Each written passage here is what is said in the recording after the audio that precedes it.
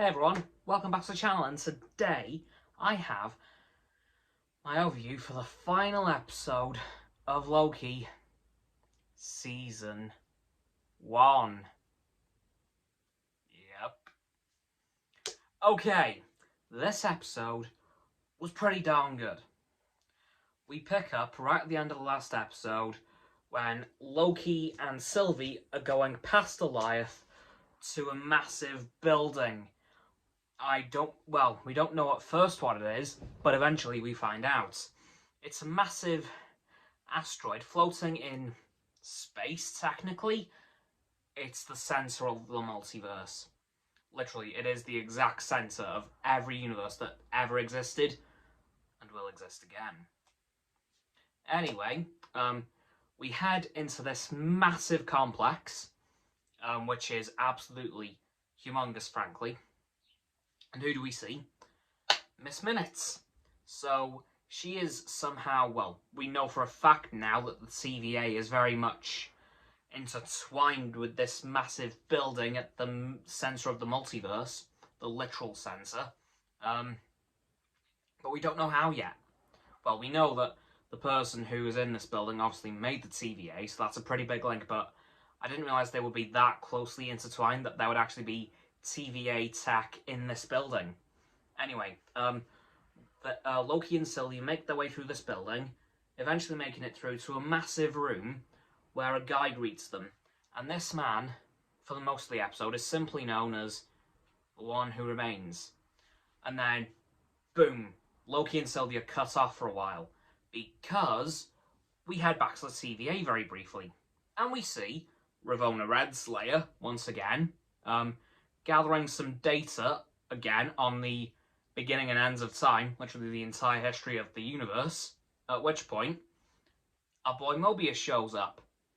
And then they have a little fight, and eventually Ravonna, I think, accepts the truth that the TVA isn't what the TVA seems, and we see that in that we eventually find out, thanks to B-15, that Ravonna is a school teacher from Ohio in another universe.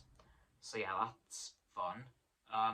Then Ravonna just clears off through a TVA temp pad portal, and that's it, basically. That's it for her. That's her part of the episode, and Mobius is basically done. Then the rest of the episode takes place in this building at the centre of the multiverse.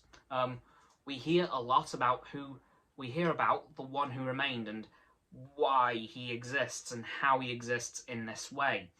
We find out that he's from the 31st century, along with all other variants of himself who he met a very long time ago. Eventually, these other variants of him were helping other universes advance in certain places that those universes were failing in, like science, technology, poverty, those sorts of things. And then a few variants of him weren't exactly noble and caused a multiversal war, at which point the variants of the One Who Remains that we see found their way to shut off all timelines, and then eventually get rid of them all, which worked. Except he had a plan with Loki and Sylvie.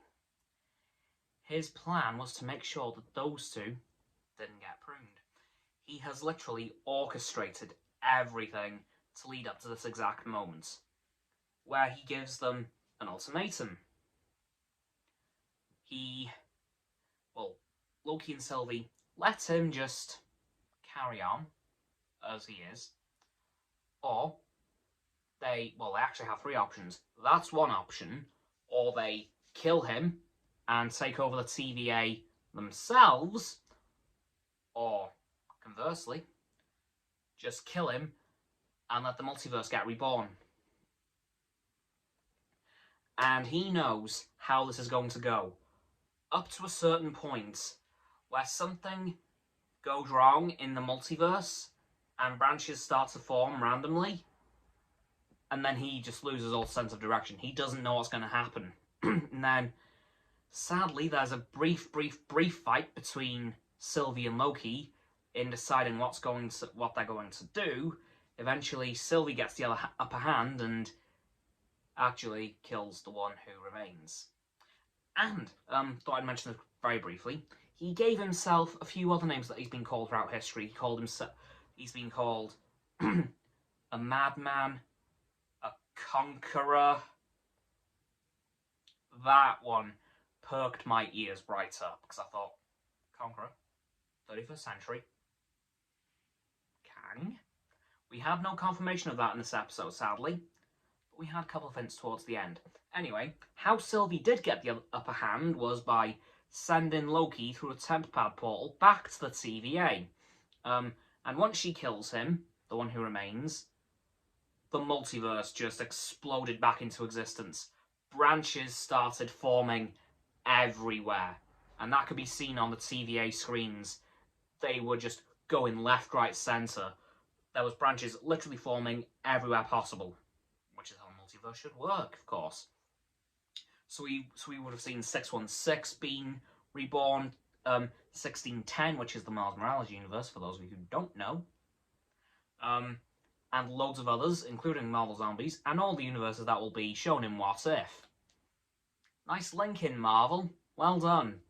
And then, at the end of the episode, we see Loki run to Mobius and B-15, who seemingly don't know who he is, or have forgotten, because once we cut back to the TVA in this universe, yes, I say in this universe, we see a massive statue of the one who remains, who was wearing some very Kang the Conqueror-esque clothing. In fact, if he had the helmet on, I would have 100% said that is Kang the Conqueror. But we had no official name drop for him, which they've left as a cliffhanger for Season 2. Which was confirmed in the end credits scene of the episode. There was literally Loki's TVA file, had a stamp on it. Loki will return in Season 2. So, we're getting a Season 2 of this show, which is a first, can I just say. Falcon the Winter Soldier or WandaVision haven't had confirmation of a Season 2. This is the only one that has. So there's something big going on. And again, I am definitely heading in the direction of Kang the Conqueror at full speed at this point, because it was him, especially with that statue. The costume matched Kang's perfectly.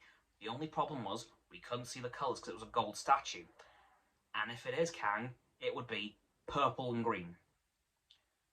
And I remembered the comics Kang costume, and in terms of how it looked, it was identical. So I am almost certain this guy's Kang the Conqueror. He can't be anyone but. However, he's now dead. But now a multiverse exists once again. I think we're going to see a couple more versions of Kang pop up in Season 2, which is certainly an interesting twist, which I cannot wait for. We have, unfortunately, no confirmation as to when Season 2 is releasing, or when it's going into production, but as soon as I know, I'll be letting you guys know, because their show's been good, and I want to see where it goes in the next season. Anyway, that's going to do it for this overview of the final episode of Loki Season 1, and that's going to do it for this video, guys. So as always, people, don't forget to like this video, subscribe to mine and Roxanne's YouTube channel, so the link is down in the description. My sub button is down there, yep, that big red one, unless you've already subbed, and it's grey. Thanks for that, by the way. And once you've done that, don't forget to click both of our bell icons to get both sets of our notifications. Comment as well, because why not? And to let me know what you thought of this cracking episode. I absolutely loved it, but I want to see what you guys think. Once you've done that too, don't forget to follow me on Facebook, Twitter, Instagram, and Stereo, which will be in the link tree in the description. Once you've done that too, don't forget to follow Roxanne on her blog, and Frost on his Instagram. Those links are also in the description below the link tree. And lastly, of course, don't forget to share this video with all of your friends, so they can join the infinite loop of liking, subscribing, commenting, following, and sharing, and around and around and around that loop. And I will see you guys tomorrow with another video. Goodbye!